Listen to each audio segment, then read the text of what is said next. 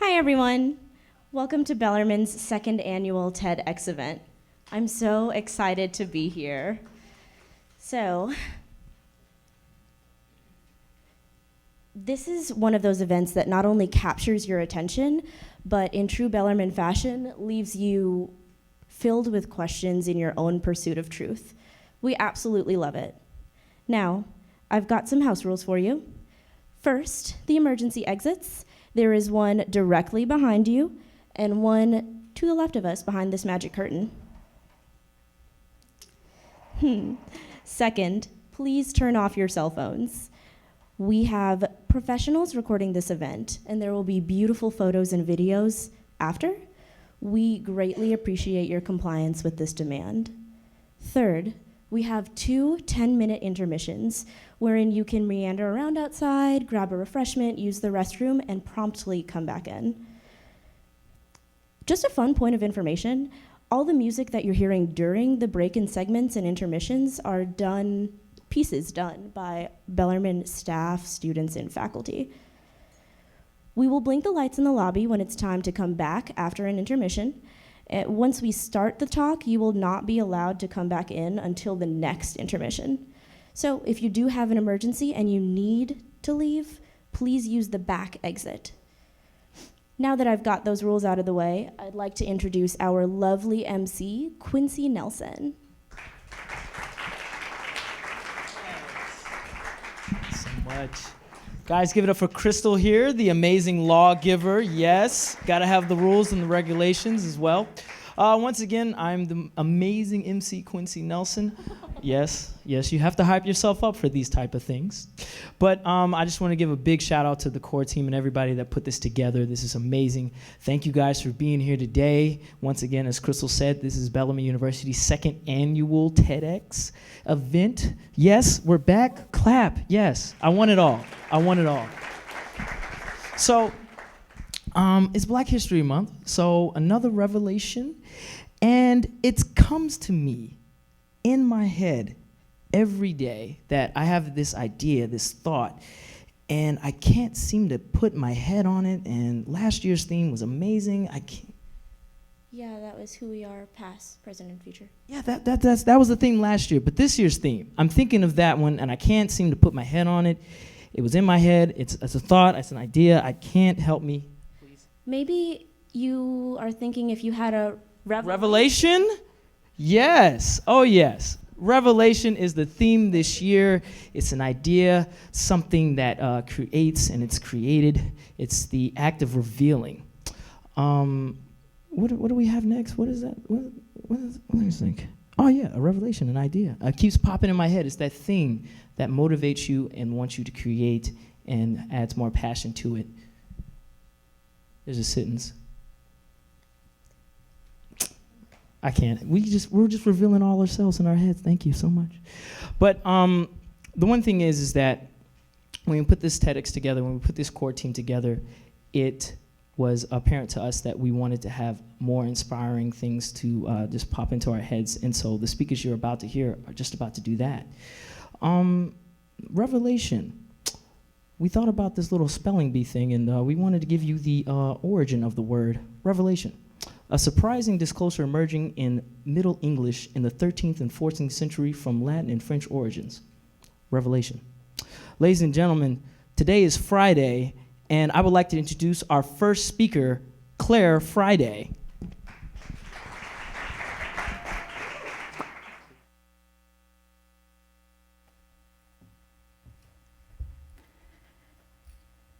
Good afternoon. I'd like you to use your imagination. You're in a room, all by yourself, ready to receive a deluge of people. Each one of these people has a different personality, background, and specific set of expectations. And you have no idea what you're about to get. Here is the challenge. You must adapt yourself and your way of doing things and your specific expectations to each one of those people. More importantly, you must also understand how to effectively communicate to each one of those people coming through those doors. Are we overwhelmed yet? To many of you, this is a terrifying image. But to some of you, this image is very familiar because it's what you deal with on a daily basis. Now, what's the first thing you think of when I present this challenge to you? Well, I'm sure that the majority of you are very intimidated by the fact that you are the first impression and the first line of defense that every single one of those people sees when they walk through those doors. And you're expected to meet every single one of their needs. How in the world do you begin to prepare to be successful at that? And how in the world do you deal with all of those people? It's like you have a daily audience that you have to impress. Well, the solution to this challenge, or one of them at least, is not what you would think. I know how to deal with this scenario because for 7 years, I trained for a Bachelor of Arts and a Master of Fine Arts in theater. And it was years after graduating that I had the revelation that that education changed my life. It trained me to become more adaptable, versatile, vulnerable, creative, and more importantly, how to adapt to each one of my ever-changing environments. In other words, you could say that a performing arts education taught me how to communicate with my audience. So how did a theater kid like me make a career out of 2 arts degrees? And why in the world should any of this matter to you? Well, it starts by being able to answer the challenge that I just presented to you. It starts with being more adaptable, versatile, vulnerable, creative, and also being inspired on a daily basis to treat the world as if it's your stage and understand how to communicate and adapt to your daily audience. So now let me give you some ways and show you some skills that a theater arts education teaches that prepares you for some real street smarts and professional situations outside of the arts. When I was a theater kid, I studied stage management. Yeah, you can actually master in stage management. Imagine that. To be a stage manager, I had to communicate everything I saw in a rehearsal room to a team of creative designers. Sets, props, costumes, lighting, sound. None of these people were present in the room. Yeah, none of these people were present in the room. I had to describe everything I saw. It's like trying to tell a blind person what a photograph looks like. That's hard. That's really hard. Not only did I have to communicate what was important in that rehearsal to them, but why and how that was important to them. Let me give you another example here. So I'm on this stage creating a picture. Everything you see up here is delivering a specific message to you with me standing exactly where I'm standing. Now, if I decide to mess up this picture, like if I do this, first of all, I'm out of my light, but this creates a completely different message than this. And the people that need to know about that transition in that message conveyed to an audience have to know exactly what happened. And I had to communicate that, not only how and why, but in as few words as possible on a piece of paper. That was hard too. Not only did I have to communicate in as few words as possible to a creative team, but to also a crew, executing the lights, sound, and stage moves. And that crew executing the show, well, they weren't necessarily the same ones who designed it. I had to communicate that to some people that didn't even know what they were walking into. Once again, I was expected to be flawless in my communication, and I was also expected to find my voice. But now let's look at a bigger picture for a second here. A theater arts degree is seen by many as useless. No real financial return, no ability to climb the corporate ladder, no secure future, and no room for big achievements or career milestones.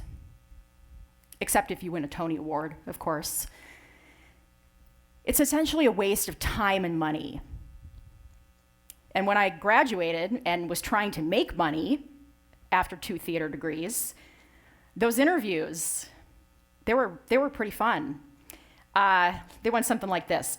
Miss Friday, I see you have a master's degree in theater? Yes, that's right. Well, you know, if you want to be successful and be in production, you don't actually need any of these degrees. My response to those types of remarks was typically, but it's what I wanted to do, it's where my passion was. And their response, many of them, passion or not, these arts degrees actually won't get you anywhere. Well, they did get me somewhere. First of all, I wouldn't be on this stage talking to you if it wasn't for arts education and training. They positively shaped my future. Now let's look at a couple of other scenarios. Being in school for theater gives you some pretty thick skin.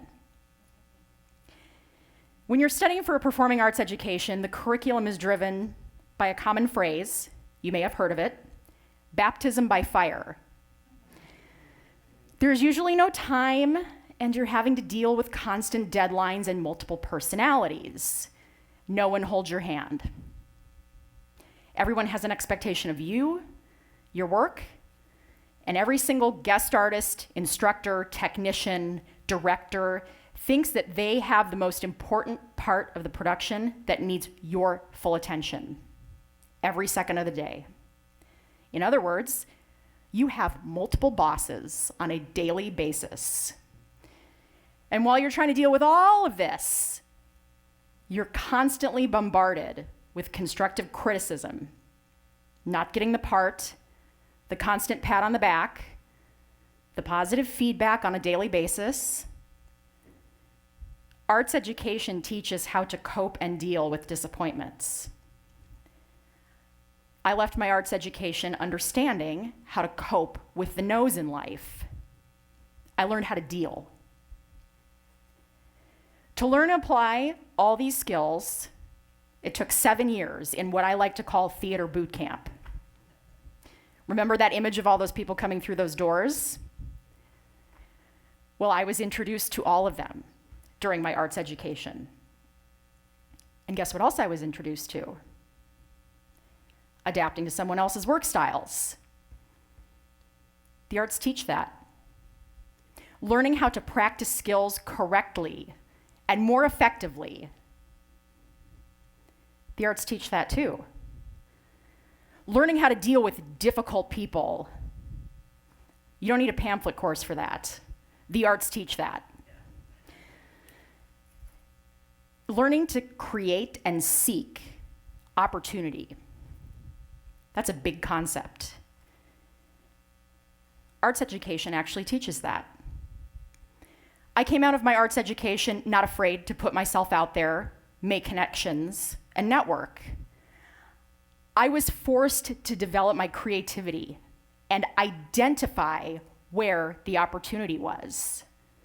I was also forced to identify the skills and talents that I had as a human and as a creative being, and understand how to parlay those into many other professional situations that had nothing to do with theater and the performing arts. Understanding ethics, culture, adaptability in society, figuring out my place, and figuring out how to deal and adapt to every single one of my ever-changing environments. Guess what taught me all of that?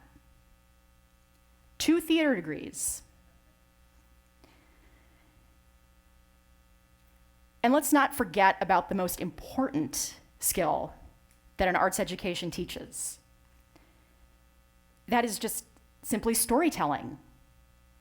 By telling a story on a stage, theater graduates are equipped to understand how to create a brand, convey a thought, idea, strategy, and envision the message and life of a product, organization, and corporation. Storytelling is by far the most important skill that an arts education can give to its students. There is no effective communication or performing arts without some sort of story behind it. Without my arts education, I wouldn't be driven. I wouldn't be self-employed. I wouldn't own a business. I wouldn't take risks. I wouldn't even put myself outside of my comfort zone. That's what theater boot camp got me. I can read a script and a business plan. I can audition to give a TEDx, and I can also interview for a job. I can tell a really good story, and I can also convey brand messaging. I can deal with the high stakes of preparing to produce a show and the high stakes of budget and project deadlines.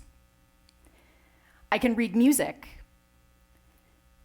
and also profit and loss statements. I can negotiate with a team of very creative egos in a production meeting. And I can also negotiate with a salesman. Theater arts degrees do not just produce directors, writers, actors, stage managers, dancers, singers. They produce CEOs of companies, managers, entrepreneurs, visionaries, and storytellers. They see the vision and how to get there.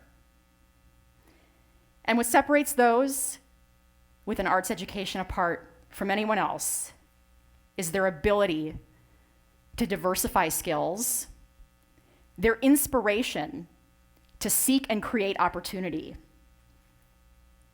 and their ability to communicate in a language understood by so many people through storytelling. All the world is a stage. And the true revelation is that that useless degree, well, it just became a lot more useful. Thank you.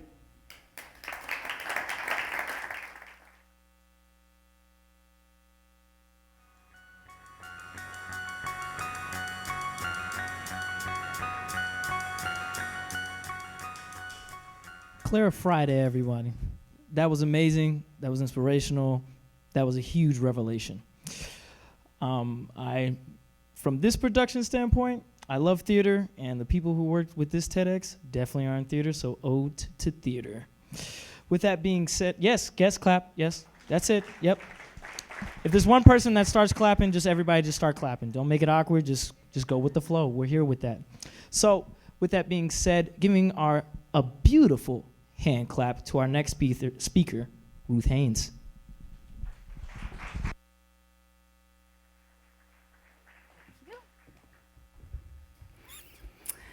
I come from a generation, 3 generations of family in prison. My grandfather, my father, and yes, myself. Now I do know what you're thinking. I look like a very middle-class, middle-aged, suburban soccer mom, and you would be right, I am all of those things. but I've also been in prison, but for a vastly different reason than you may be thinking. So our family story starts kind of like a Hollywood movie. The scene is the 1920s to the 1950s in San Francisco. The leading man was my grandfather, very charming. He was also a talented artist and woodworker, and a patent-holding inventor, I might add. And as many young men from his era, he was a veteran of the U.S. Army. As Hollywood stories go, he was also married to a beautiful young model at that time. He also, unfortunately, was a repeat offender of petty crimes and therefore a repeat long-term resident of the Fresno County Jail and San Quentin Penitentiary. Talk about awkward family photos, right? Imagine walking into a living room and seeing a framed mugshot of your grandfather on the mantle. As Hollywood stories go, also, he was the mastermind of a prison break, and this is a true story. There's a newspaper article that tells that he was the mastermind behind a prison break. They picked locks and they tunneled through a brick wall, and they slid 15 feet down a fire hose. Now, all 8 got recaptured within the next few days, but I do have to admit that my heart did swell with a little pride when I read that it was my grandfather that was the brains behind the break.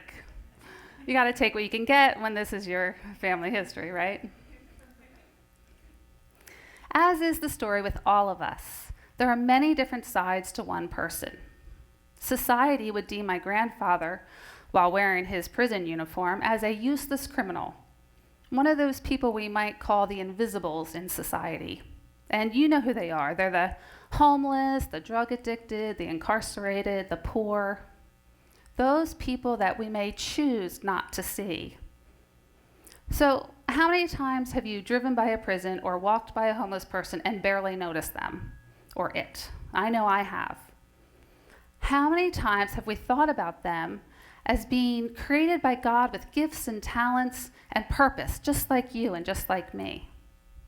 As someone's sister or brother or child or grandfather. Okay, so as the story goes, the beautiful young model my grandfather was married to was my grandmother. She was an alcoholic. She, after many divorces and remarriages later, she fell while intoxicated and hit her head and passed away. So you see, my father was the son of an incarcerated man and an alcoholic mother. Statistically speaking, odds weren't that good for him. Do you know that children of an incarcerated parent are 6 times more likely to become justice involved? And it's just kind of a fancy term, but it means being like in a juvenile facility or arrested or actually in prison. And the statistic for a lineage of incarceration or generational imprisonment is 50%. But there's a plot twist to this story. My father and myself put ourselves in prison. Yeah, we put ourselves in prison. Did you know you could do that? You actually can put yourself in prison. And we did that to be mentors to those incarcerated. Because you see, we knew my grandfather had value, even while in his prison uniform.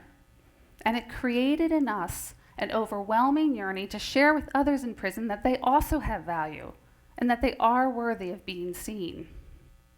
Now, did my heart race and my knees shake the first time that I walked into prison? Yes, I felt very vulnerable. I walked through the metal detector and through heavy metal doors and down a hallway, and a guard, put me in this little room. I sat behind the table. I opened up my paper. I had all these words of wisdom that I was going to impart on these people. And 2 young, nervous girls walked in the room. And we started talking. And soon, I folded the paper up and put it aside. I didn't need those carefully crafted words of wisdom. We talked, and we shared, and we cried, and we prayed together. And what these girls needed was basic human connection. So we shared, and they left, and they felt heard, and they felt seen, and I felt greatly humbled. So you see, there is a way to alter statistics and to change someone's story. And this is how it happens. Ready? It's huge. It's care. That's it. One little word. And I know you're thinking, that's pretty cheesy. That's so sunshiny. But that is the way you change lives. You care about others. Because someone cared about my father, that young man in the white t-shirt with a father in prison and a mother, an alcoholic mother. Because someone cared about my father became a minister instead of an inmate. He pastored 3 churches over 30 years, ministered to thousands of people, was married to my mother for 67 years, had 5 children, 17 grandchildren, and 12 great-grandchildren, with none of them in prison. And because my father cared about others, I was able to care about others, and I have the privilege of standing on this TED stage to share the importance of care with you, instead of perhaps behind prison bars, as statistics would have predicted 50% chance.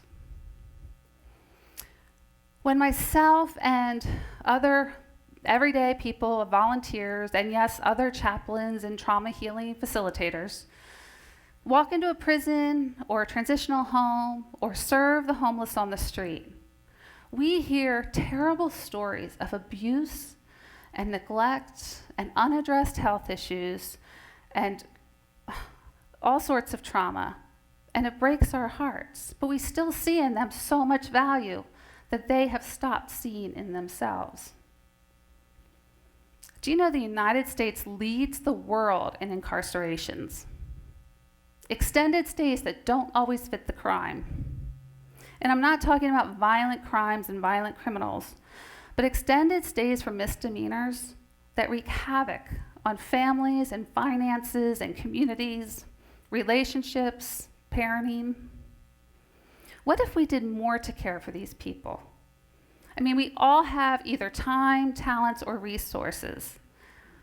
What if communities created mentor-run, volunteer-run healing centers instead of creating more prisons or overcrowding the prisons that we already have? What if we created mentor-run healing centers where we walk these people through the processes needed to heal their traumas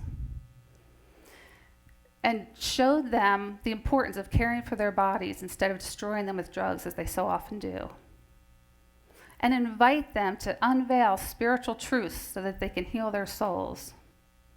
And that would help them renew their minds and enlighten them to a more hopeful future. And most of all, help them discover their talents and their gifts so that they can serve this purpose in this world, their purpose, just like we can, just like you and just like I can. So my question is, what kind of humans will we be? You watching here at Bellarmine University, or you watching on your phones or computers at home, will you be willing to really dig down deep inside yourselves and discover what you have to offer someone else, ways in which you could step in and care? There are countless organizations in every community, countless charities. Honestly, it's just a Google search, charities near me. Will we be dismayed by the faces of the broken, or will we continue to turn a blind eye? Now, there's a reason that some of you, even a smaller percentage of you, feel a greater tug on your heart to serve and to care. And that's because it's God or the universe or whatever you believe in telling you that this is part of your purpose. And I implore you, do not turn away from that. Because you could be the one to mentor one other person like my father and change a legacy like mine, 4 generations and counting. I'd like to end with a quote from anthropologist Margaret Mead. "Never doubt that a small group of thoughtful, committed citizens can change the world. Indeed, it is the only thing that ever has." Thank you.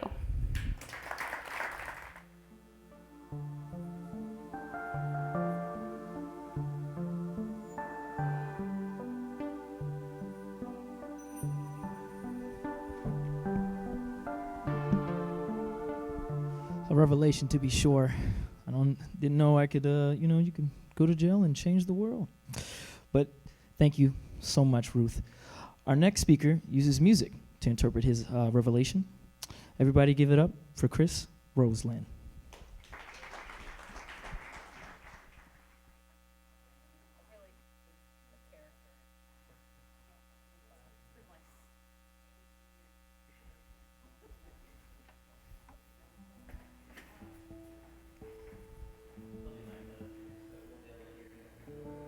Okay.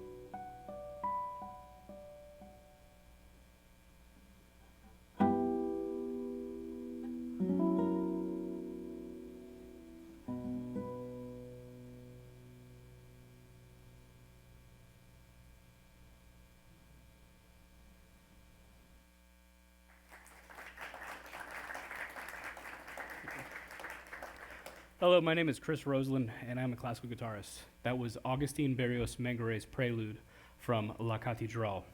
It was a piece that he dedicated to his wife shortly after she passed away. This piece pulled me into the classical guitar repertoire and became a catalyst on my musical journey. My musical journey has been relatively short. I started playing an instrument at the age of 15, and I didn't start playing classical guitar until the age of 19. In high school, I was an athlete. I played football. I was team captain of the football team. And I had my identity wrapped up in the game. Football inspired me. It motivated me. I worked hard. I learned work ethic. And like most athletic careers, it ended my senior year of high school. As a young, naive 18-year-old, I was robbed of my purpose. I was pretty empty. I didn't know what to do, and I needed something to fill the void. At this point, I've been playing guitar for a few years, nothing very serious, but all of a sudden, my lessons that I learned from football carried over into my discipline of music. And I had a teacher, my first teacher, he saw something in me, and I saw what he had, and that was a life in music. And I said, that's what I want to start chasing. So I was 18, and I thought, if I had a career in music, I'm going to be satisfied, I'm going to be happy. I was really late to the game. I had not had the training that most people had at 18 years old. So I did the same thing I did as an athlete. I set goals, and I started working. I set small goals, big goals, little goals, short-term goals, long-term goals, realistic and maybe some unrealistic goals. But some goals were subsets for other goals, which are subsets for other goals, but they were simply benchmarks that would keep me on track for the ultimate goal, which was to have a career in music. But the realization that I came to is every time I finished a goal, a new one would present itself.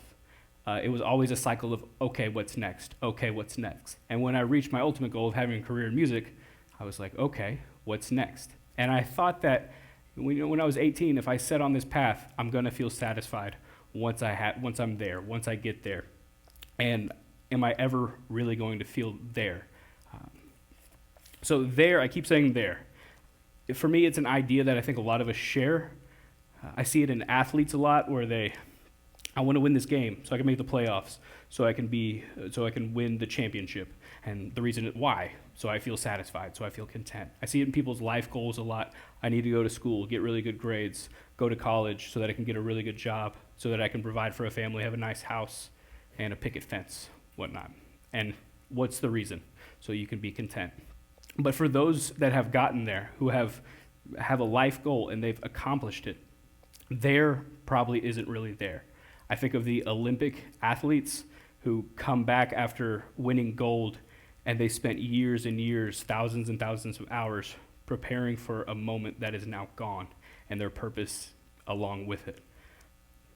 And Jim Carrey has a quote that says, "I hope everyone can be rich and famous and have everything they ever dreamed of so they can realize that's not what they wanted."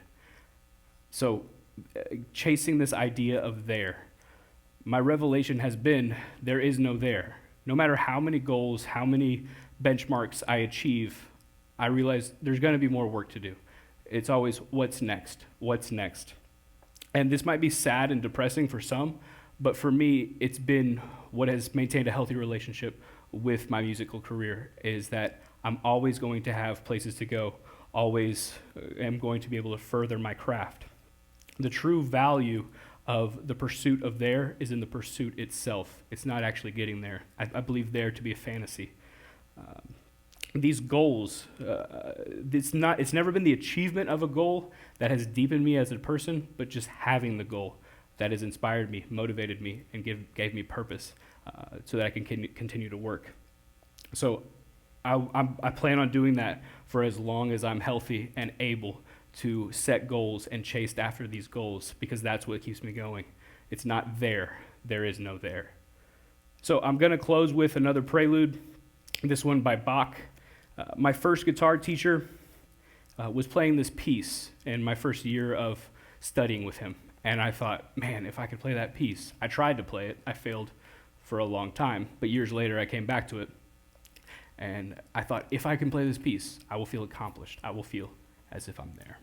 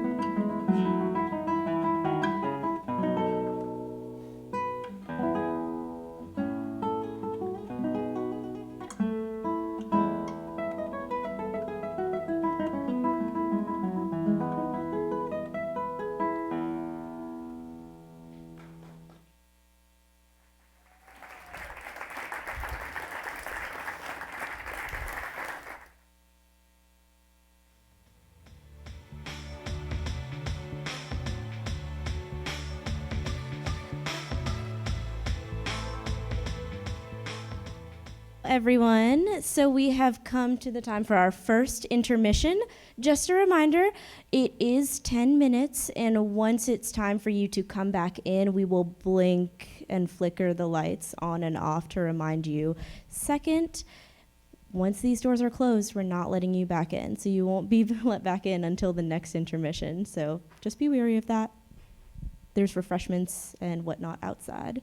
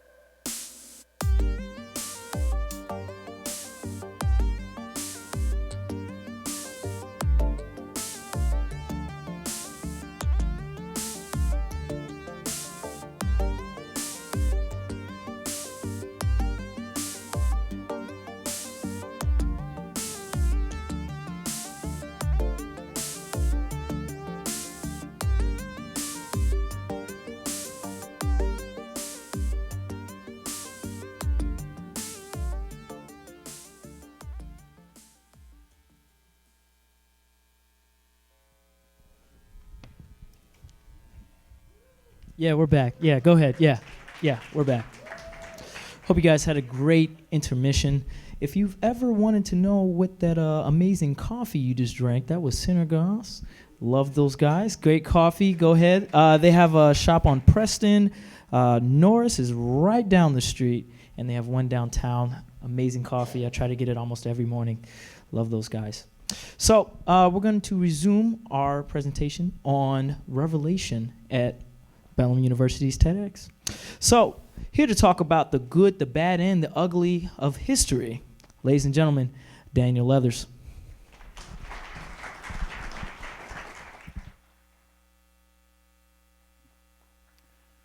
Revelation. The word itself conjures up images of mystical experiences or mythical adventures, or maybe even religious or spiritual truths.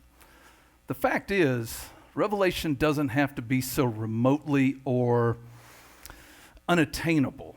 And tonight we're going to take an opportunity to use the backdrop of the Battle of Midway during World War II to talk about the simple truths of Revelation and how, if we pay attention, we can take hold of it, and if we don't, we can completely lose it.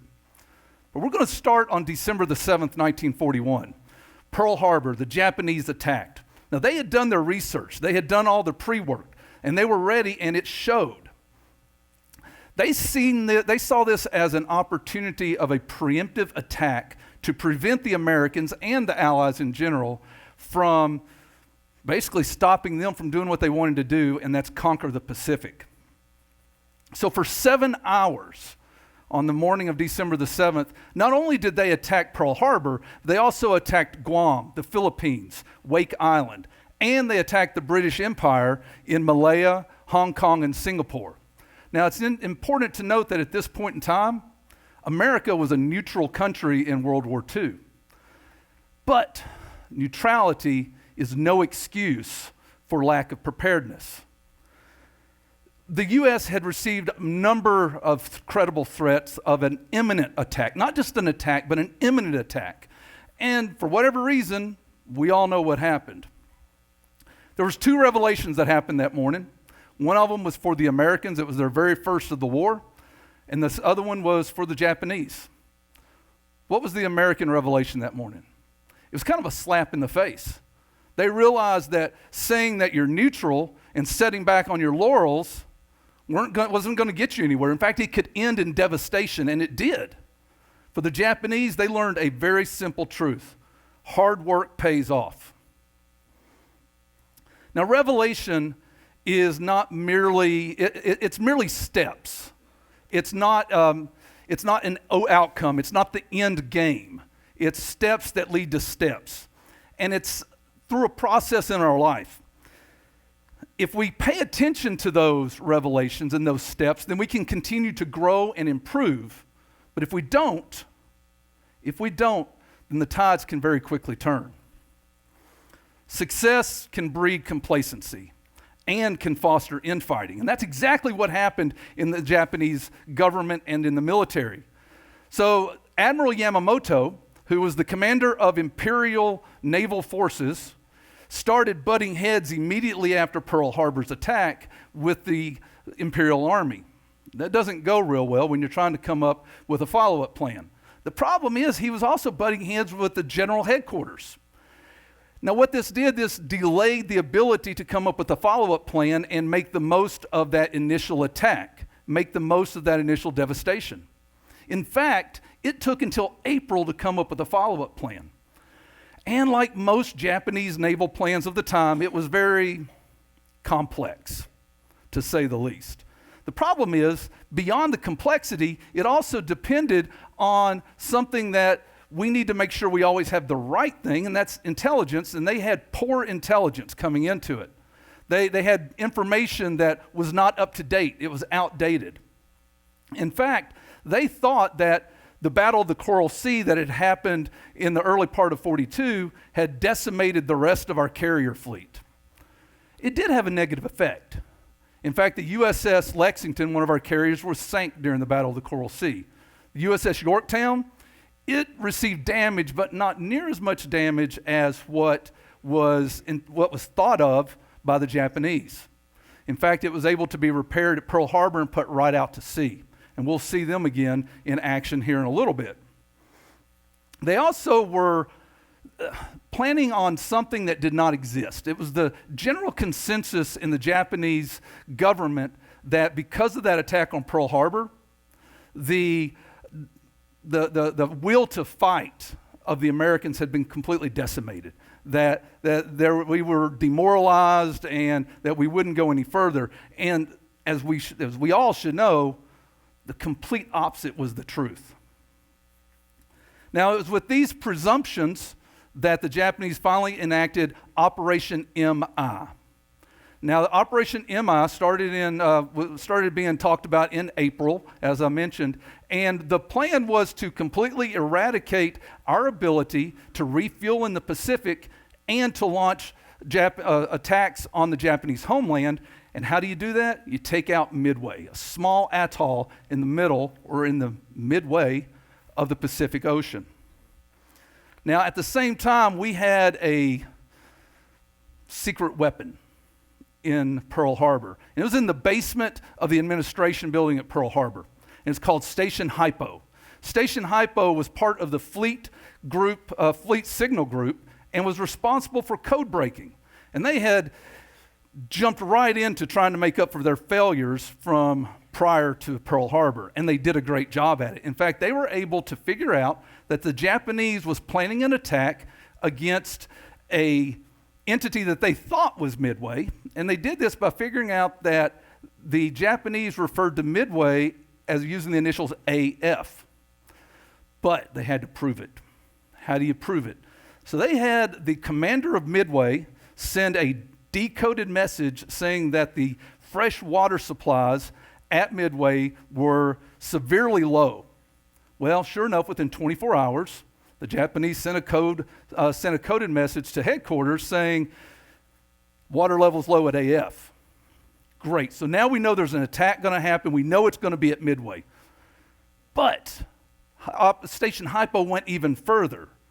They were able to figure out through decoding that it was going to happen on June 4th or 5th. They were even able to figure out what the battle order was. So Admiral Nimitz, the commander of naval forces in the Pacific at the time, was able to know when, where, how, and with what strength the enemy was going to attack. That's pretty good information if you're going into battle with someone. Now, what's interesting too, there's 2 points that you got to wonder why the Japanese didn't change up their codes. Well, they did, but remember all the infighting and disagreements we talked about that delayed the plan? It also delayed a new code book. The new code book went into effect at the end of May. Well, the problem was we had already figured everything out. Obviously, some small nuances in there that changed, but we knew the plan. The other thing, it's a curious point, at least to me, why in the world did the Japanese not find it odd that we would be sending decoded messages about the water levels at a strategic base in the Pacific? Who knows? So in trying to keep this down to about 10 minutes, let's talk about the battle. We're going to condense 7 to 8 months into all of about 2 minutes. June 4th, 1942, at 4:30 in the morning, the Japanese launched the attack on Midway. Now, over the next 30 hours, attacks and counterattacks and follow-ups on land and air, on the sea, all occurred. Now, that doesn't include the withdrawal of the Japanese and the pursuit of them. But what were the results of that 30-hour battle that, for all intents and purposes, was the turning point of the war in the Pacific? Here's the results. The Japanese, 3,057 deaths. That doesn't count all the wounded. 4 carriers were sunk, as well as a cruiser. And 261 airplanes were lost, either being shot down or on the carriers as they went down. How did the Americans fare? About 10% of the deaths. We had 307 deaths. Obviously, there were some that were wounded. We did lose 1 carrier. I mentioned the USS Yorktown. It finally sunk, unfortunately, and we lost a destroyer. and 109 airplanes. Obviously, a decisive victory for the Americans. But what about Revelation? That's what we're here to talk about. Revelation is no single moment standalone in time. Revelation is steps that lead to steps that on top of that lead to bigger and better things, but it only does that if we listen. Revelations are realizations that come to those who seek them. If you don't seek the revelation, you will not find the revelation. We heard that from our speakers already today. You'll hear more about it after I'm off. Revelation's not a little light bulb over the head. It's not some epiphany moment. Revelation comes, once again, to those who seek it. And whether you think about it consciously or not, we're always seeking something. We're always pursuing something. And that, whether we consciously realize it or not, is the revelation. Now, the U.S. was slapped in the face. There's no doubt about that at Pearl Harbor. But we learned from that, and even throughout all the other defeats that we had throughout the war in the Pacific, we put into place something that we could all take back into our life, and that's to seek, pursue, gain, repeat. Remember those 4 words. The Japanese also had a revelation. The problem was they became either cocky or content, arrogant in their revelation because they thought in their knowledge they had reached a pinnacle. I want you to ask yourself tonight, what revelations in your life have you viewed as complete? What revelations have you said is a ceiling that I can't surpass? What revelations have you just simply settled for as the step that is the highest that you can ever get? I urge you to adopt those 4 words, to seek revelation, to pursue revelation, to gain the knowledge of that revelation, and to repeat. That's my TED Talk. Thank you very much.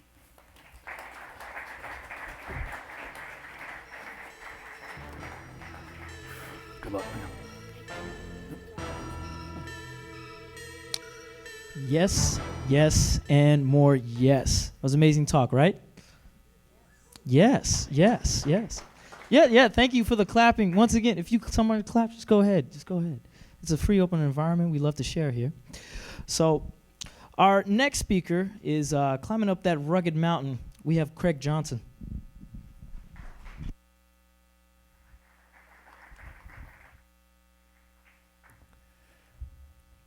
A bell tolled in the afternoon outside. Those that had stayed behind noticed the tenor of the room drastically changed. They slowly stood up from wherever they were sitting and they walked over to the large picture window and looked up sullenly at what could have been. See, earlier that morning they had gathered at the base of a mountain that was so picturesque, Ansel Adams himself would have been jealous. They took their selfies and their group picture, and they began their journey toward the summit together. At first, they were talkative and energetic. Pretty soon, the cold had just worn deep into their bones, and they found themselves as they were trudging through the powdery snow that their legs had grown weary. About noon, they came to this quaint alpine cottage. They walk inside and see this roaring fire, and they warm themselves and sit down to eat their lunch. Once they're full and comfortable, less than half the group decides to continue their ascent toward the summit. And now the bell had tolled. Those that remained behind were faced with the reality that they would never finish what they had set out for early that morning. Instead, they sacrificed that experience for only temporary comfort. I heard that story over 20 years ago from one of my mentors. And the lesson at the time was very clear. Craig, don't allow your life to sink into mediocrity. You have to remember why you started your climb in the first place. See, nobody intends to be halfway up a rugged mountain. This time for me was different. I had faced these moments halfway up a rugged mountain many times over and over in my life. And yet, here I was. My life, I remember where I was, I remember what I was doing, I remember what I was wearing when I was faced with the question that changed the trajectory of my life. My life was out of control. Not like complete chaos, but almost like I didn't have a say in where I was headed. Maybe you can relate. And it was this painfully simple question that changed everything for me. And it's the same question I'm going to challenge each of us in this room to ask ourselves. You ready? What do I want? I know. I can't believe that I never asked this question or honestly answered it until I was in my mid-30s. I stood there dumbfounded. And notice I carefully crafted this, right? What do I want? Not what does somebody else want of me or for me, or what's my religious tradition expect of me, or what should I want, but what do I want really? When I was a teenager, I was taught over and over that my desires were meant to be tamed. But now I've come to believe that our deepest desires are not meant to be tamed, but unleashed.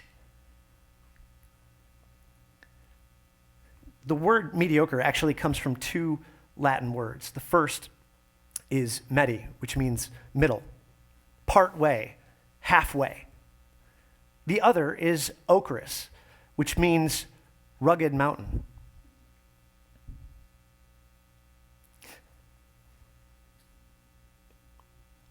Again, no one intends to find themselves halfway up a rugged mountain. But my life hadn't sunk into mediocrity. That's not really where I found myself. I had simply forgotten my why. And that's what revelation really does for us. It brings clarity. I never finished my metaphoric climb. I walked away. I stopped. And I didn't look longingly toward the top. See, I had a new direction. I had clarity of purpose. There was a new mountain that I was to climb. So, my friends, when you find in your life that you are just going through the motions, or maybe your life feels out of control and there's no end in sight, I want to challenge you to stop and ask yourself the clarifying question. Because sometimes you need to remember why you are climbing so you can finish strong. And sometimes you find yourself halfway up a rugged mountain that you were never meant to climb in the first place. Thank you.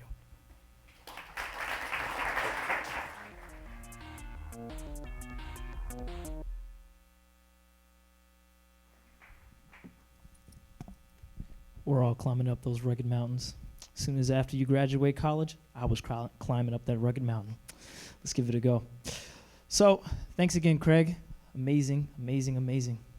Now, for our next speaker, it's dear to me. I want you guys to know that I did graduate Bellarmine in 2016 and had a plethora of professors here that helped work, refine me, and helped to get to know my better self and my revelation on life. Our next speaker is Dr. Kate Johnson, one of my professors in philosophy. Give it up for Dr. Kate Johnson.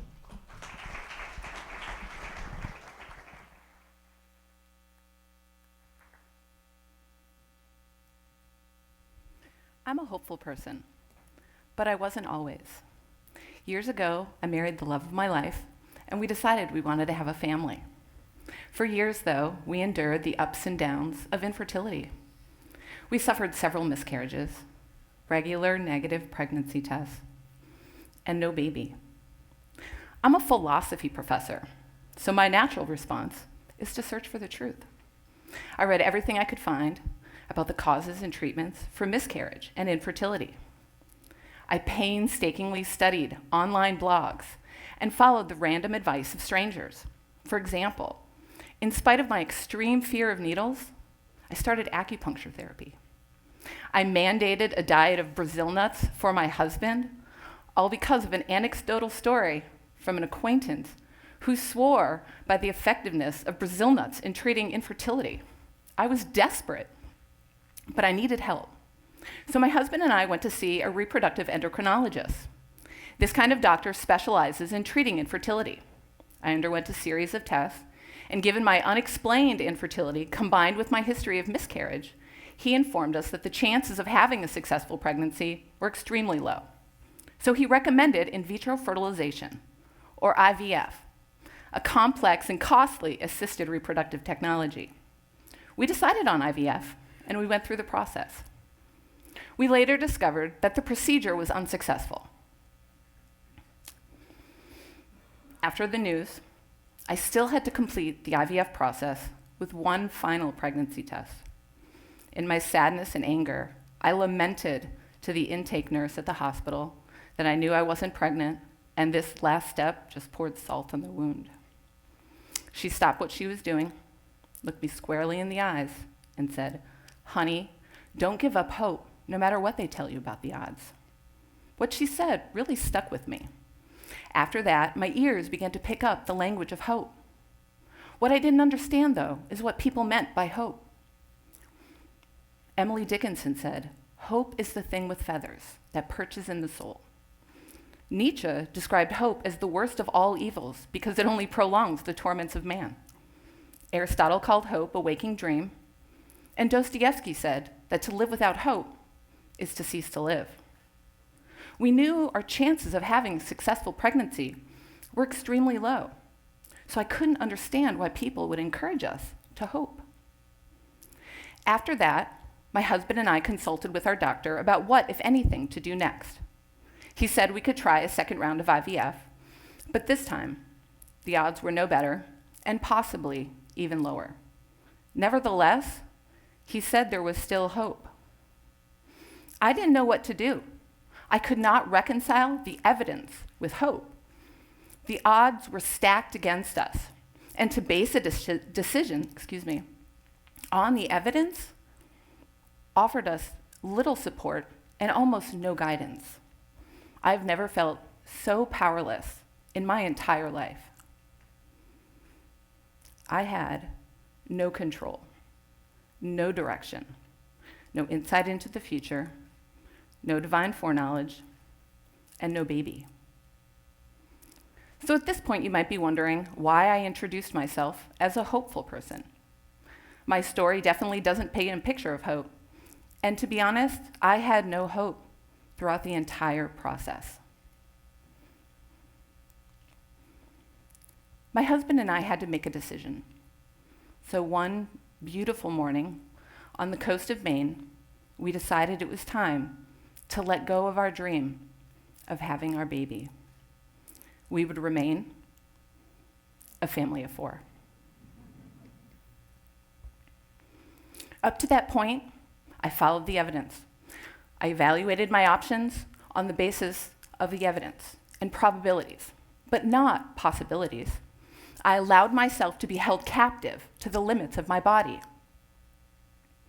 Looking back, though, that decision, it was not a choice to give up. It was not a choice based on evidence. In fact, it was a choice directing me toward hope. Finally, I saw it.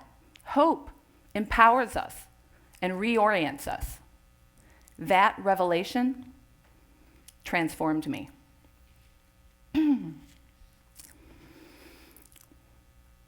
To choose hope was to accept my limitations, the limitations that had defined me and held me back. To choose hope when the odds are against you and the stakes are high, to hope against hope, is a test of character. And that's why I believe hope is a virtue. As a philosopher, I specialize in the study of ethics, so I've read a lot about virtue. A virtue is a disposition of character, an acquired trait that we cultivate over time. Virtues are not habits. Habits are patterns of behavior, but virtues go much deeper. To be virtuous is to be one who makes choices, acts, and feels in the right way. Aristotle described a virtue as being situated in between two extremes, one of excess and one of deficiency, and as such, virtues are excellences of character. For example, courage is a virtue, situated in between the excess of recklessness and the deficiency of cowardness. To be courageous is to be prudent and thoughtful. The courageous person knows when to face danger and when to take cover. Aristotle described the courageous as experiencing fear in the face of something that is fearful and being able to endure it in the right way. The virtues are valuable. They make life better, and they define who we are. Now, what is hope? Hope is classified in a variety of different ways: as a mental state, a passion or emotion, a motivational factor, and a virtue. The standard definition defines hope as a combination of a desire for an outcome and a belief that that outcome is possible yet uncertain. In order to hope, one must see the outcome as possible and engage with it in some way. One cannot hope for the impossible or what is certain. The experience of hope can take different forms. For example, I hope for good weather. I hope to pass a test. I hope to run a marathon. But the virtue of hope stands out from our everyday hopes, the kinds of hopes that don't define our characters. My claim that hope is a virtue is controversial. Many ancient philosophers, such as Aristotle and Plato, believe that hope is a passion, a natural emotional response. Hope fell into the category of passions like fear and despair. Hope was unfit to be a virtue because it was something that happened to us. It was not something that we could control or master. In contrast, though, a tradition following St. Paul, Augustine, and Aquinas believed that hope is a virtue and also a passion. Indeed, Aquinas claimed that hope is one of the three cardinal theological virtues. He claimed that hope is a disposition of the will in pursuit of the good, namely salvation with God. I think hope is a virtue that can be mastered.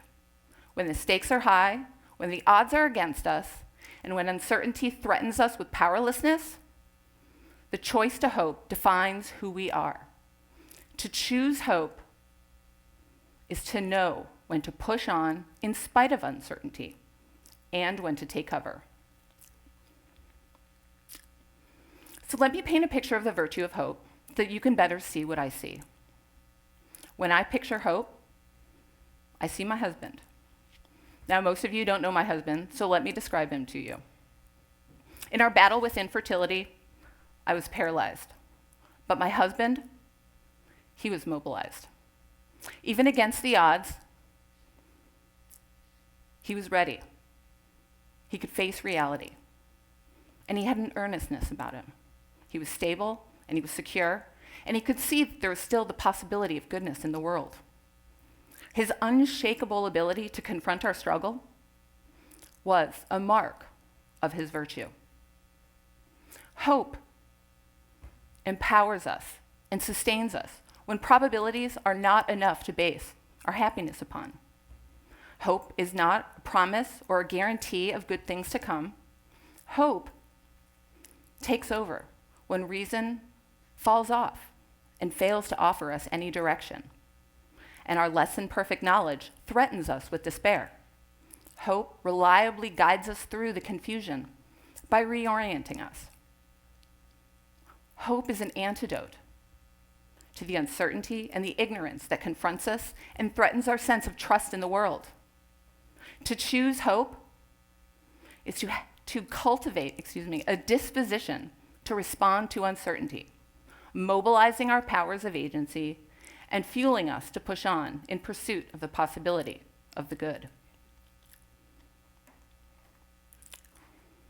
My story of infertility still breaks my heart, but I'm one of the lucky ones.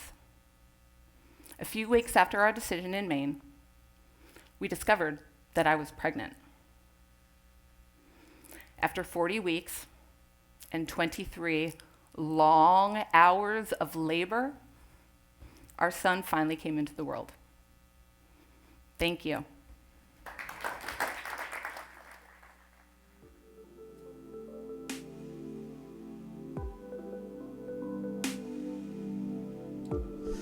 I'm just saying, you should take one of her classes. I don't know. All right, thank you so much. We could use a little bit more hope in this world as well. Our next speaker is going to talk about counterculturalism. Please give it up for Justin Mogg.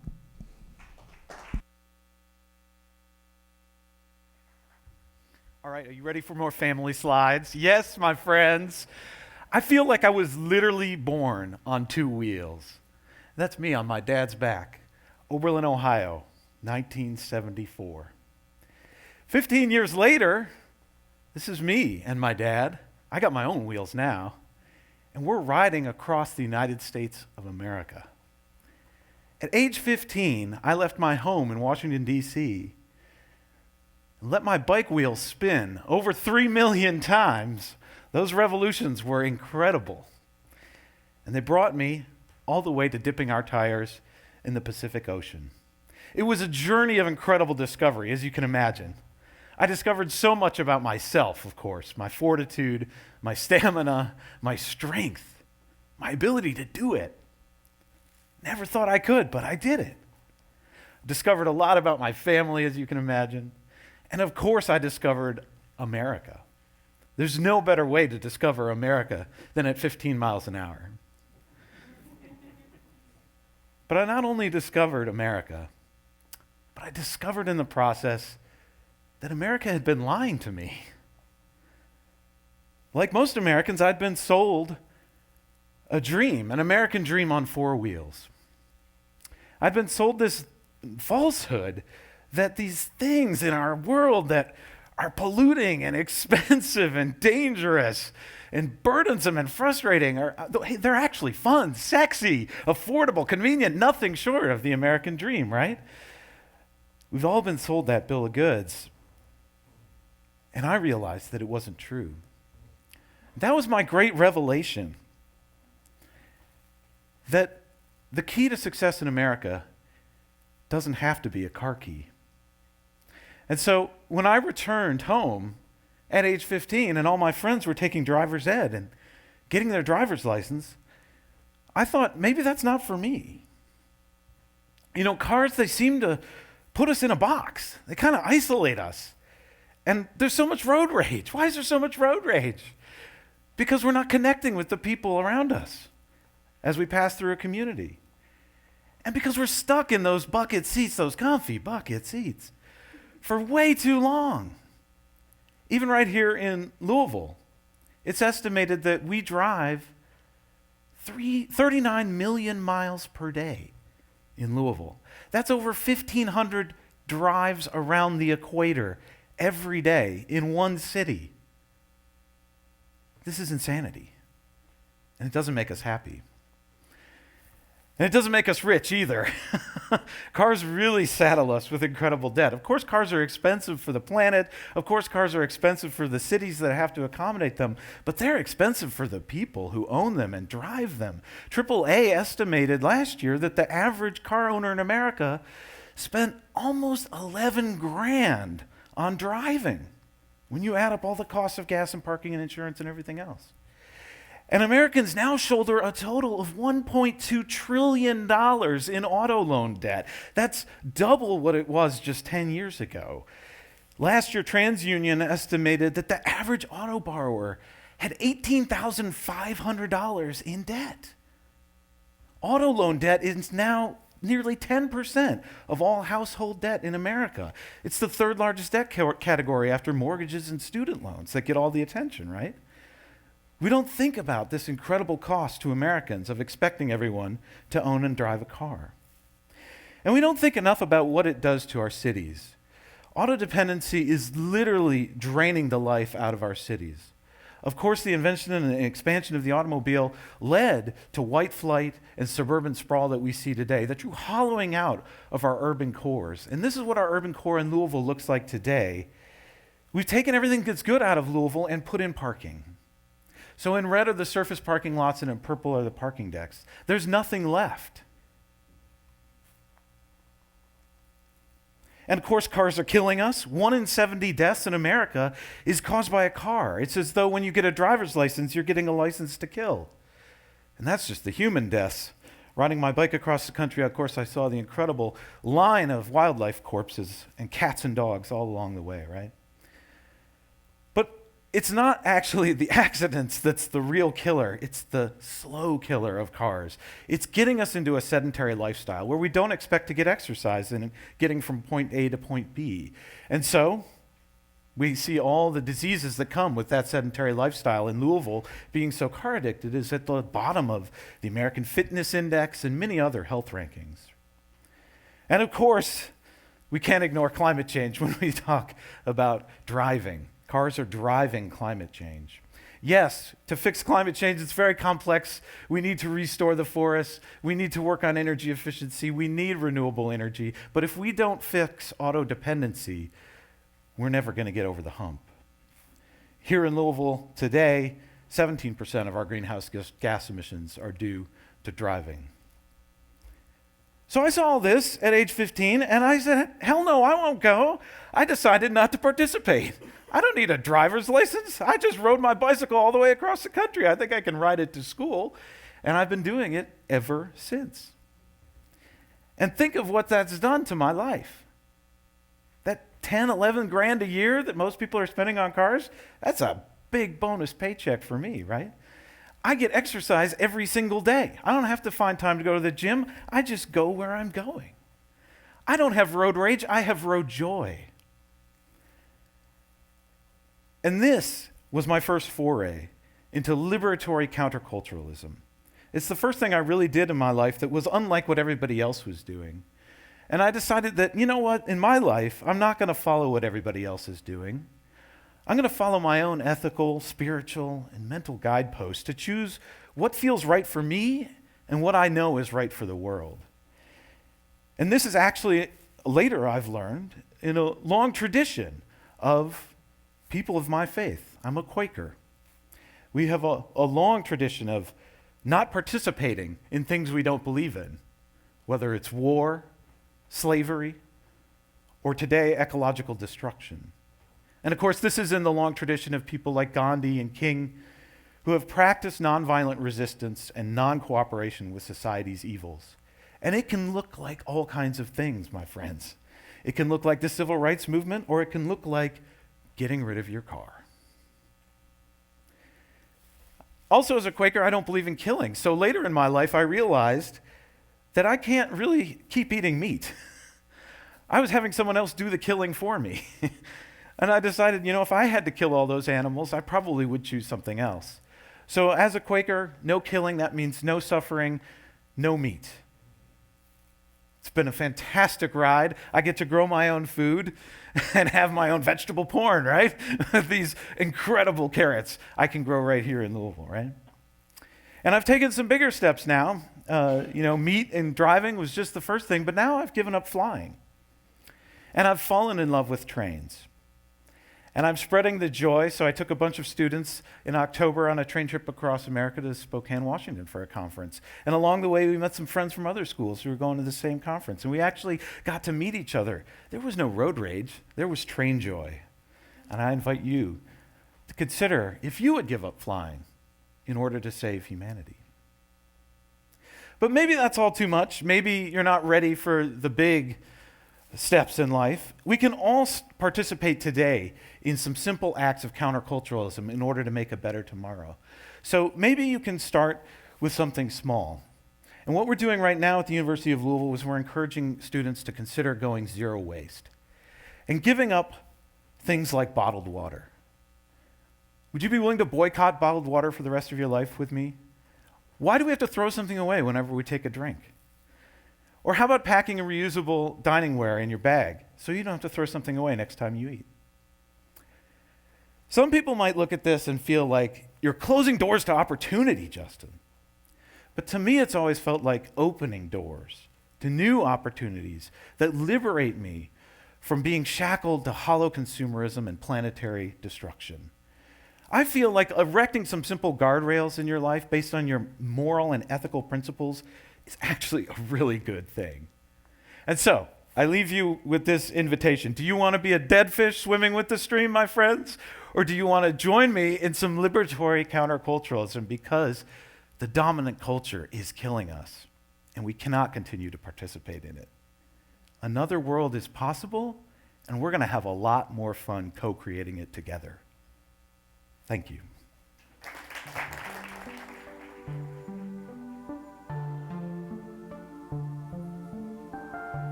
Hello again.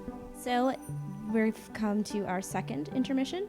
So again, it's another 10 minutes. We give the 2-minute blinking lights warning when you go outside. So use the restroom, stretch your legs, go on.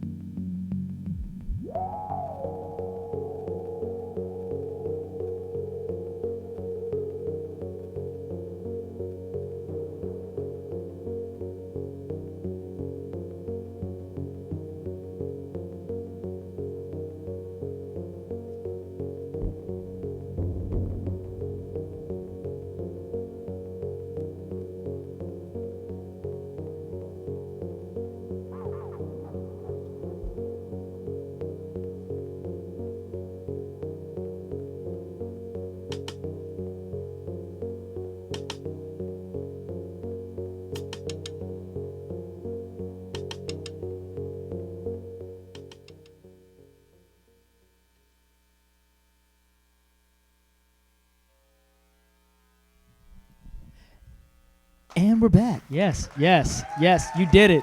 You did it. Congratulations.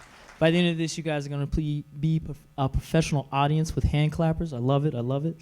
So once again, this is Bellamy University's TEDx event. Our theme is Revelation. I'm your host, Quincy Nelson. It's been an amazing time here. We're going to our third and final session with our final group of speakers. So this has been an amazing journey. Thank you all for being here today. Give yourselves a hand clap. Yep. Yep. I'm all about the interaction. I'm all about the love. So our next speaker is going to tell you how push-ups can change the world. Ladies and gentlemen, Faizan.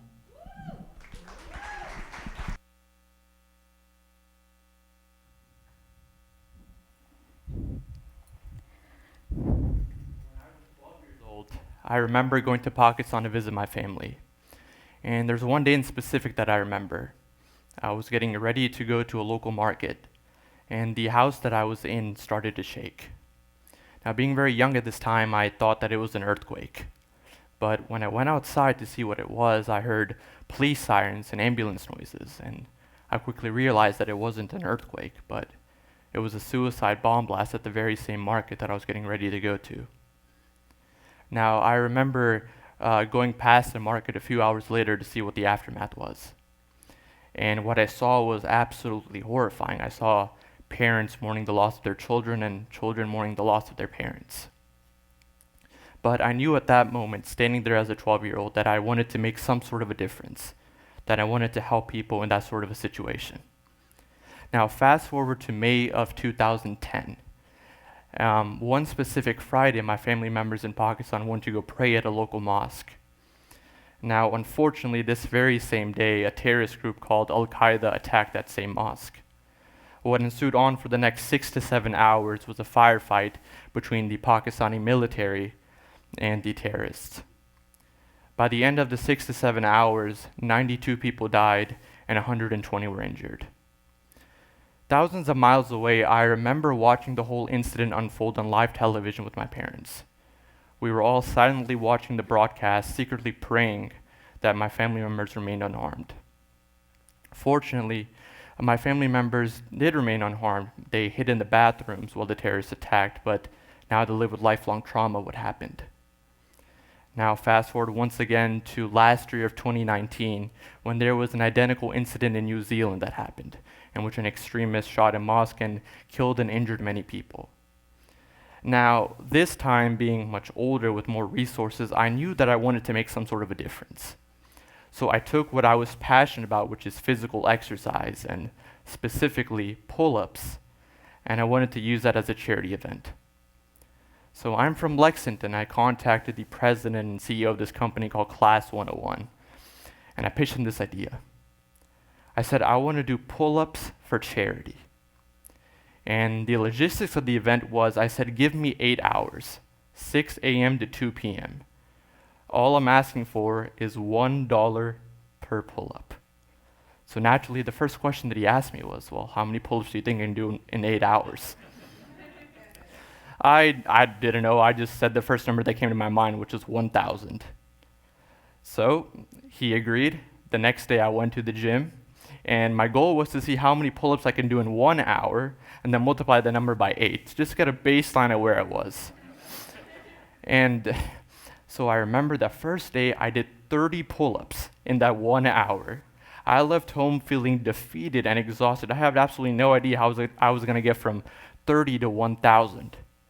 So I joined a boxing gym the next day, and I started training with these professional boxers, and the coaches created their own workout routine for me. So every day I would come, and I would do 15 minutes of jump rope, 100 push-ups, 100 sit-ups, and that was my warm-up. After that was when the real workout began. So I left home after that boxing gym feeling exhausted and defeated, but I knew that the pain was going to be worth it. So I slowly went from 30 pull-ups to 100 to 200 to 300. So 1 week before the event, I set a timer for 8 hours. And I said my goal is going to be to do 1,000 pull-ups in these 8 hours. So long story short, I maintained a steady pace, about 3 to 4 pull-ups per minute with a 2-minute rest. I continued that process on, and I was able to do 1,000 pull-ups the week before the event. But it was at the expense of my physical health. During that time, I had calluses so big that my hands started to bleed. I was having back spasms. I was overexerting my kidneys, so I was using the bathroom about every 5 to 10 minutes. So during the event, the week before, I wanted to rest. So I remember, fast forward a week, when it was time for the actual event, I showed up to the gym. There were 2 news stations there to film me, and I did my first pull-up at 6 a.m. So I remember that when I pulled myself up to the bar, I felt a sharp pain in my back. And that's when I realized that I hadn't fully recovered from the week before. And at that point, it was too late to reschedule. I already had people there filming me. I promised these people that I was going to raise money. So I changed my game plan. And I did about 2 to 3 pull-ups this time with a 3 to 4 minute rest break. Now, long story short, by the end of the 8 hours, I did not do 1,000 pull-ups. I did 1,200.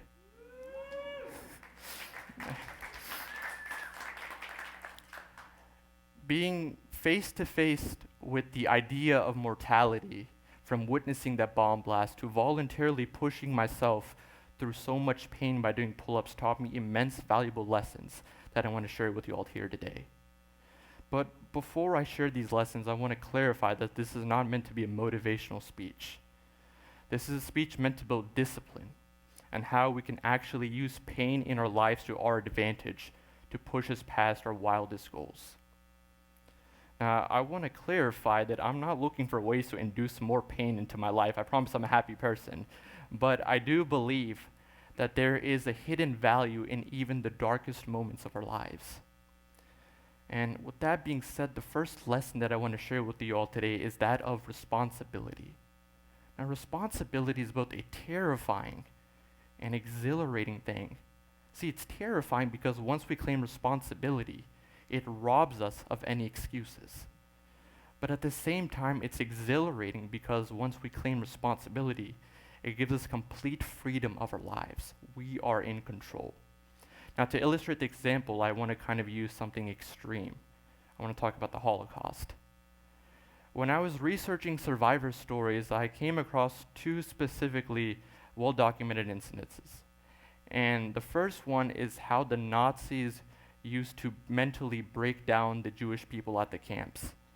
The first tactic was to break down the young Nazi men, or the young Jewish men. And what they did was that they would take the parents of the Jewish survivors and the people of the camps and execute them right in front of their children. As you can imagine, this broke down many people. An equally and brutal incident was they would punish pregnant women by stabbing them in the stomachs with bayonets. For the newborns who managed to survive, they were immediately tossed into the fire. Now, as you can imagine, this broke down many people at the camps, but one person in specific, a survivor, his name is Viktor Frankl. He wrote a book called The Man's Search for Meaning.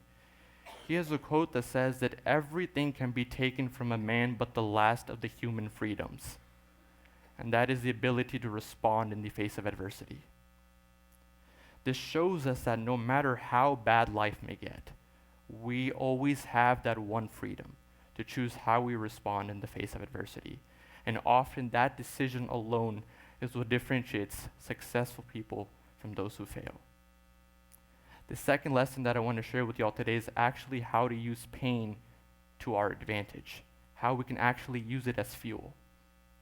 Now, 6 hours into the actual pull-up event, I could not grip the pull-up bar because the calluses that I had were so painful, and I was having those bloody spots again.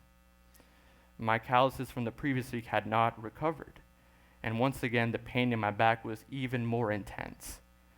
My father, who's a physician, was there the entire 8 hours to make sure I didn't pass out, and he even recommended that I stop at the 6-hour mark.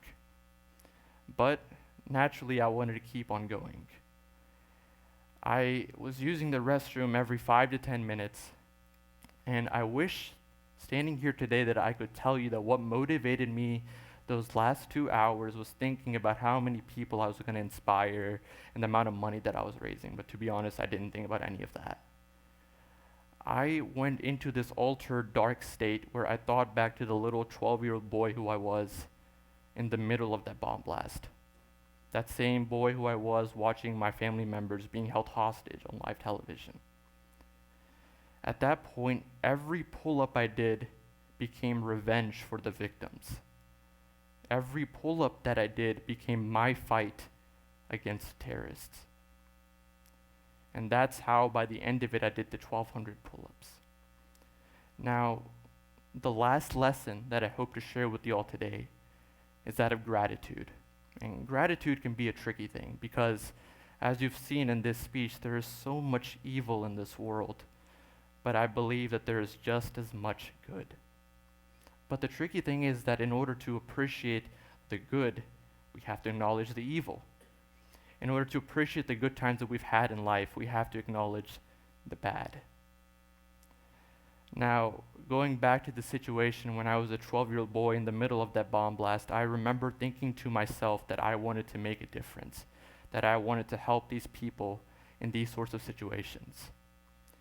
I could not be more thankful of the pain that caused me, because here I am today in medical school, finally able to make a difference and use a skill set to better the lives of people in the future. Now, growing up as a Muslim in today's society, my parents instilled one motto in me, and that's love for all, hatred for none. That motto taught me to appreciate every moment that we have in life, to appreciate every breath that we have, and to accept everyone, no matter what their religious, cultural, skin color differences may be. And once we combine that motto with peace, perseverance, and hard work, we can accomplish anything. Once I did my pull-ups event, a lot of people approached me and called me talented, strong, but I'm here to tell you that there is no talent. There is only hard work, perseverance, and gratitude. And once we combine that with the aspect of love for all, hatred for none, we will all surely be closer to accomplishing our goals. Thank you for listening to my TED Talk.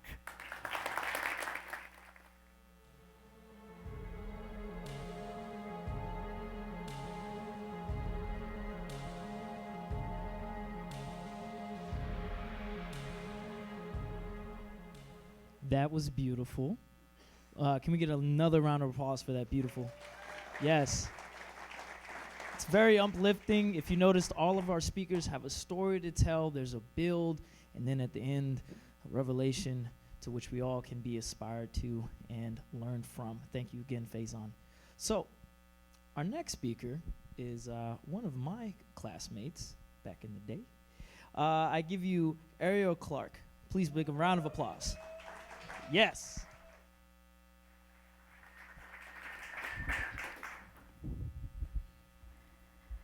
My name is Arielle Clark. I'm 27 years old. My pronouns are she, her, hers. And I'm born in Louisville, raised in Louisville, and I'm not going to leave for a while, mostly because I started my own business, but I'll get back into that later. I identify as a member of the LGBTQ community. Personally, I identify as queer. I'm not straight, and that's all I know. I'm also neurodivergent. I have PTSD, generalized anxiety disorder, and major depressive disorder. I'm also Black. I pause a little bit because that surprises some people, because apparently that's not obvious to a lot of folks. I am Black. I grew up Black. I can't erase it. I will always be Black. I will be Black in my grave. I was Black in my mother's womb. But for the longest time, until about the age of 25, I hated it. And so this is my story of how I learned to love my Blackness. I am an amalgamation of Black births, the result of millions of contractions, of thousands of cervixes dilating, opening wide, singing, chanting, yelling arias of new life on the West African plain. I am the product of hundreds of Black wombs carrying Black babies with 10 Black toes and 10 Black fingers and 1 Black struggle. And while our ancestors carried us, little did we know that the kicks and jostles we gave our ancestors' swollen, stretch-marked stomachs were merely practice for when our Black feet would touch the ground and carry the weight of slavery and personhood. We began to train our legs before we knew what they even were, so that we could run to our siblings for comfort while running for offices and from overbearing parents who are just trying to protect us from the harsh, harsh world. The blood in my veins is that of Audrey, of Maya, of Diana and Hallie, of Afro queens and 4C braids and plump pursed lips and wide-set hips. I am the descendant of soulful sisters like me, of slaves who ran and activists who spoke. My history is rich, like my ancestors weren't, who made $1 out of 15 cents and cuisine out of inedible scraps our slave owners threw to us, deeming us unworthy of good meat or unrestricted freedom. This is my history. Black is my blood, and rich is the African soil from whence I came to be. The hatred of my own blackness began at birth. I came out of the womb fighting for my blackness. I didn't know that racism was so heavily embedded in our society until I started to grow and started to understand the languages around me. My most significant memories start in my childhood.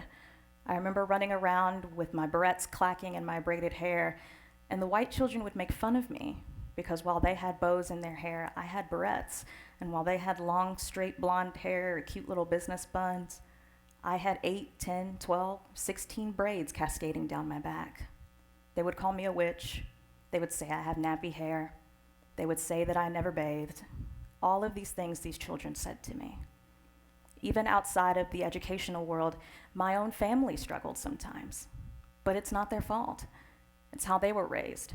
Because if you think it's bad when I grew up, it was even worse when my mother, my father, and my grandparents grew up. By far the worst time in my life was high school. I remember going around and being told that I was very articulate, that I spoke very well, that I'm gonna make it really far in life, that I'll be successful because listen to how she sounds. She speaks so professionally.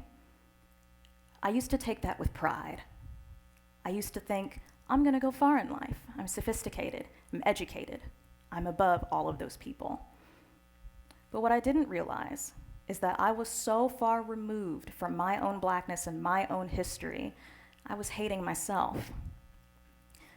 There's this language called African American Vernacular English. It is a modification of the English language that is from the South African plains and also from the American South. I didn't speak that because I didn't grow up around that. I spoke very eloquent English because my grandmother's from the Philippines, and so enunciating was very important growing up. People said that I was articulate because I spoke this way. But what they really meant was that African American Vernacular English, or AAVE, was considered lesser. They considered it the loss of the English language because of how words were pronounced and how words were modified. So then I asked myself, what's the difference between AAVE and the French accent, or British English, or any other thing? That's because Black people are seen as lesser. And it's so innate and deeply bonded into our bones that we don't even notice. I remember walking through the hallways of high school and thinking, I am not that Black person. I am above all of them. I remember walking through the hallways of school and people would go, what are you doing out of the cotton fields? You should be making your living. I would laugh with them. I wasn't one of those Black people. I would get angry with something. Uh-oh, Arielle's angry, we're gonna get shot. I would laugh. I don't get angry. I'm not one of those Black people. People would look down at me. How did you get over here off a slave ship? I would laugh. I wasn't a slave. I was more than that. I was educated. I was articulate. I wasn't one of those Black people. I moved further and further away from my own Blackness. But the further I moved away, the more comfortable my white friends became, because I was so far from my Blackness that I was moving towards a closer proximity to whiteness, and that's what made them comfortable. And I realized that walking down the street one day with one of my white friends, and she looked at me with her hands in her pockets and she said, now listen here, Arielle, there's Black people, there's African Americans, and there's the N-word. You, my friend, are African American. And that's why I like you. You're not like the others. And I remember I swelled with pride. I'm not one of those Black people. I'm African American. My whole life changed when I started undergrad. I went to Bellarmine, great experience. And I had a philosophy class my freshman year, and I remember thinking, I'm gonna have to read all of these books, and I don't really care about philosophy. I wanna go into accounting, I wanna go into math. And we read a book called Sister Outsider by Audre Lorde. And there was an essay that Audre Lorde wrote where she talks about the existence of the Black woman and the struggle of the Black woman, and how the moment that we leave our mother's bodies, we have to fight. We face all of this hatred in modern society as we grow. We internalize all of it and lash it out onto our own brethren. Hurt people hurt people. And so I had internalized all of the racism that I had faced throughout my entire life, whether implicit racism or explicit racism, and was lashing out at my own people who only wanted me to progress and to succeed as much as they wanted to see themselves. And so at the age of 20, I had to unpack literally 2 decades worth of internalized hate. I realized that I couldn't scrub off the blackness in my skin. I couldn't move closer to whiteness because I'm not white. And so at the age of 20, my revelation began. I started getting more Black friends. At first, I was only comfortable with Black people like me, articulate, spoke the way that I did, moved the way that I did, navigated through the white world like I did. But then as I grew, I started getting Black people who were proud and immersed in their own culture, spoke AAVE without any worries, had ornate hair, talked about their experiences in the West End of Louisville, loud and boisterous and proud. And I still do that to this day. And now, instead of being viciously uncomfortable, I've never felt more at home. At the age of 25, I moved in with my first Black roommate. At first, I critiqued her for always being loud, always having her nails done, always having these ornate hairdos, but I stepped back and thought, this is the racism coming back again. And so we lived together for about 2 years, and she taught me how to manage my hair properly. She taught me that being Black is something to be of pride. She taught me AAVE. She taught me how to move through this world proud in my Blackness. At the age of 27, I started dating my first Black partner, and she taught me so much. I never thought that I could bond with somebody so closely as I did with a Black person like me. And then, also at the age of 27, I started my own business. It is Louisville's first owned, LGBTQ-owned, woman-owned, Black-owned business. My business is Sis Got Tea, one of the best tea cafes in Louisville that'll be open by the end of this year.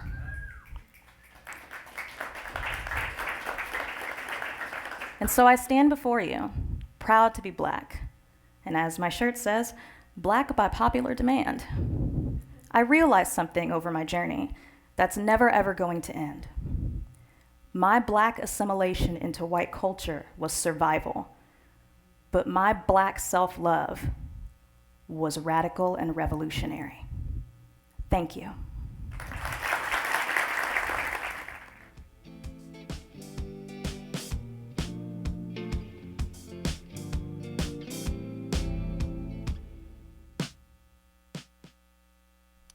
That was amazing. To the audience, I want you to also know I am Black too, so. Hey, we're all here. We're all gonna stay here. Thank you all so much for coming to our TEDx at Bellarmine University. We're coming up on the end and our last speaker, and I just want you to guys, I wanna let you guys know, thank you so much for being here. This took a lot of effort to put into, and there were a lot of hands that came into this and lifted this up to where it is today.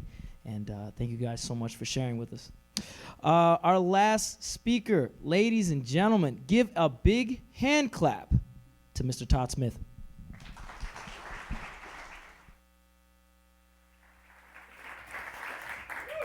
Hello. So I see my art students struggle every time I assign a new art project to them. I've been teaching art here at Bellarmine University for the last few years, and it is hard at the beginning of every new project to give them that pressure to come up with something unique and original and new. And I remember what it was like when I was an undergrad student too. I didn't necessarily know what I was making all the time. or had a style or felt like I was making artwork about something all the time. And I was really envious of those students who just seemed to be driven. They always kind of knew what they were going to make and had a style every time. And coming back to my students, they always seem to ask me the same questions at the beginning, which is this idea good, or will this get me a good grade, or what do you think? And I always turn it back on them. I was like, well, is it good? What do you think? I think the mistake that many of them make is thinking that the creative revelation comes in the ideation process, that it's the idea where they're like, aha, that was the hard part. Now I know what to make. I think that we are idea machines, that we can brainstorm 100 ideas in the first 5 minutes of being challenged to make something new. The real challenge and the real creative revelation is in asking that question that sparks project after project after project and can make a career. And it will help you achieve that style. I recently was contacted by a former student who's asking for a letter of recommendation for a grad application. And I reached back out to her and I said, why me? It's been 5 years. We had one class together. I was a grad student at the time. And she told me she is asking me because in my class, she completely rethought what artwork and making artwork was, because I was the first teacher to ask her why she was making the art she made. She said that most other teachers would grade her work on what they expected the project to be, and I was the first teacher to ask them if their work was successful for their vision. And I realized what she did was she put words to a teaching philosophy that I had never really put words to.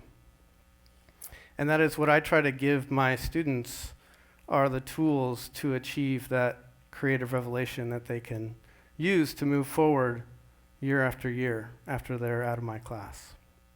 So I'm here to share 3 steps that you can take to create your own creative revelation that will help you find your purpose and your style. So step number 1 is to just take action and quiet your judgment. So just like those questions that my students always ask, is it good? What do you think? I just say, I don't know, try it out. Start to sketch, start to make.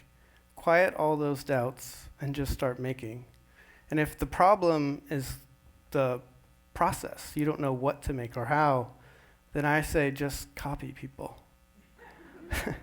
There are plenty of artists who've figured it out and they've done it. So how can you take their process or their ideas and put your own twist on it?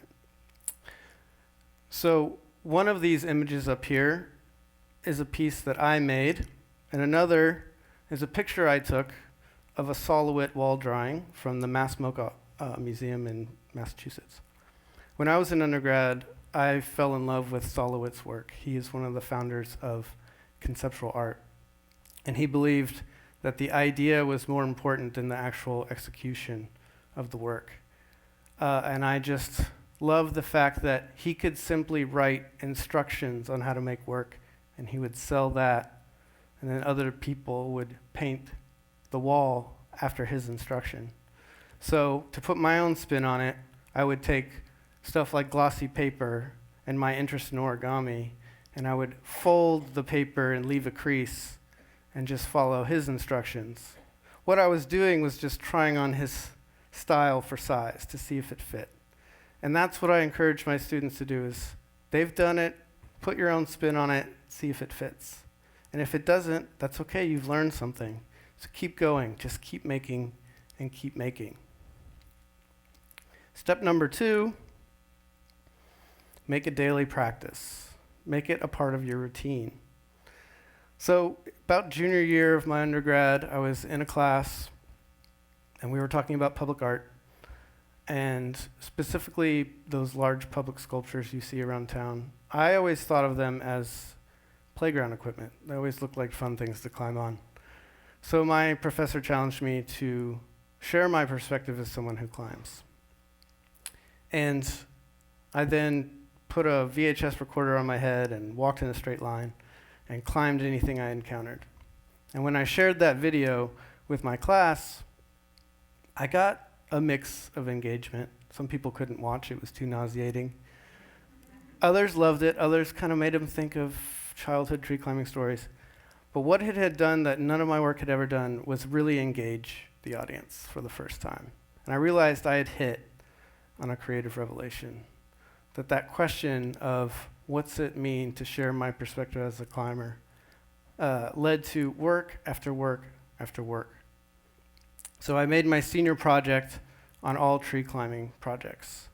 But when I left school and I left that structure, I struggled for 4 years to figure out how to make a career out of being an artist who makes work about climbing trees.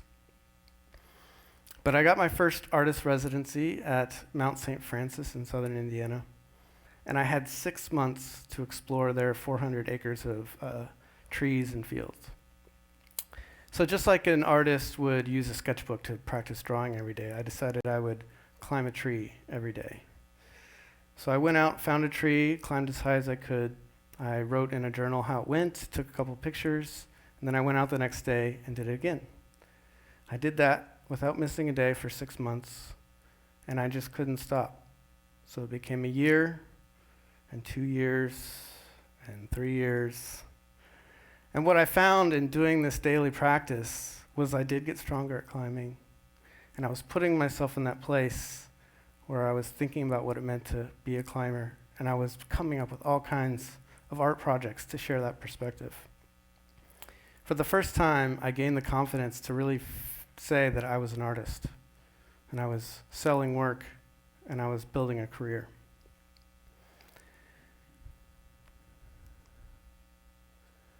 And that brings me to step 3,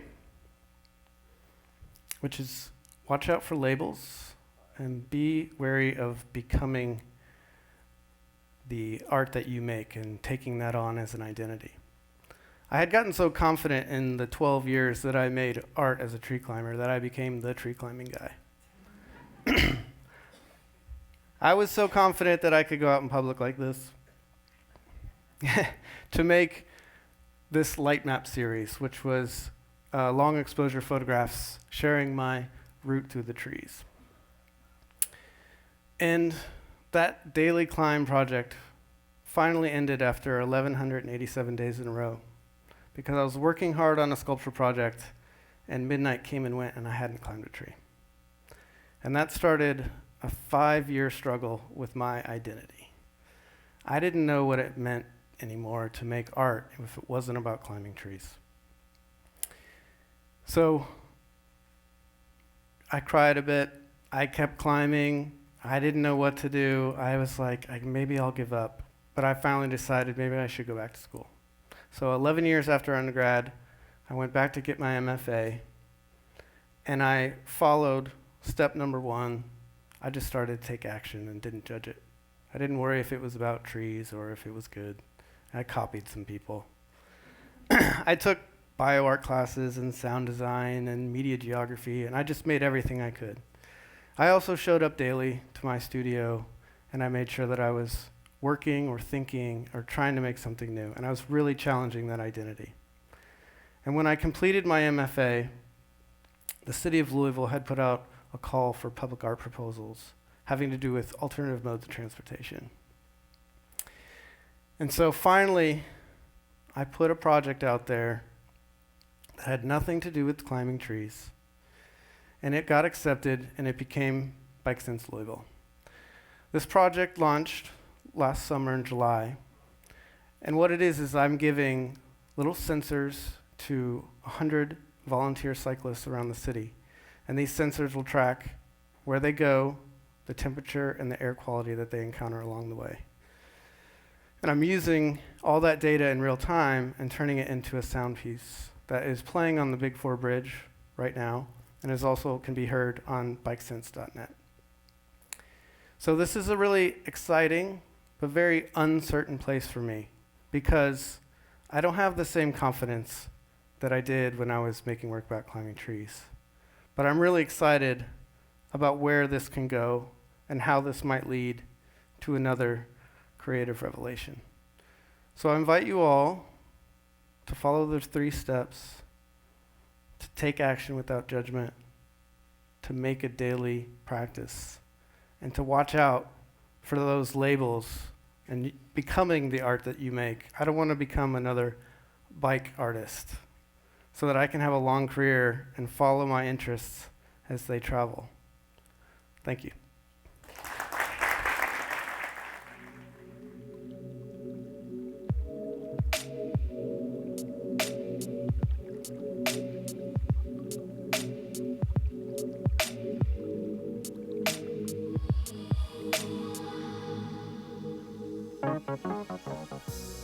Hey guys, me again. So that concludes the second TEDx for Bellarmine. How exciting. Yeah, seriously, thanks everyone for coming. I mean, it's always such a great process. So all the speakers, we want to take a great group photo, so please stay. And second, we will have a reception. So we've got a reception going on in the art gallery. Yeah, so we've got a reception going on in the art gallery, so just eat, drink, be merry, take some pictures with us. We would love that. Take a picture with me. I'm kidding. I'm joking. Take a picture with all of us, especially me.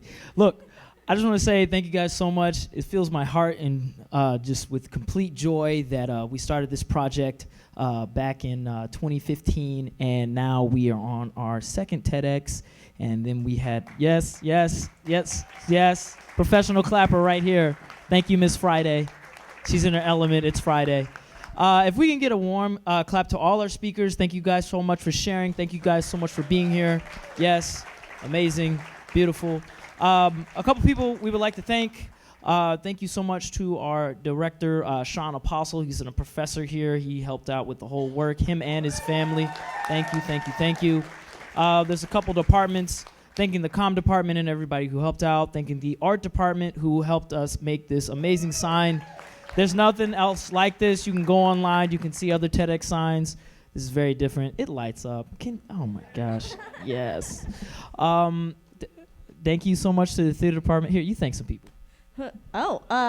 I mean, I just think a great shout out to literally everyone that was on the core team. So Angela, Christy, Sean's children that were ushers, they did a great job. Everybody that helped volunteer and made this possible, this is because of you. So thank you so much, and thank you for coming. Yeah.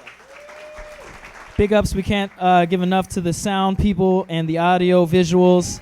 Zach, Nick, everybody else. This guy right here, the legend, the myth. My professor standing right here. He's behind the iPad. I won't mention your name. Just thank you. Kidding.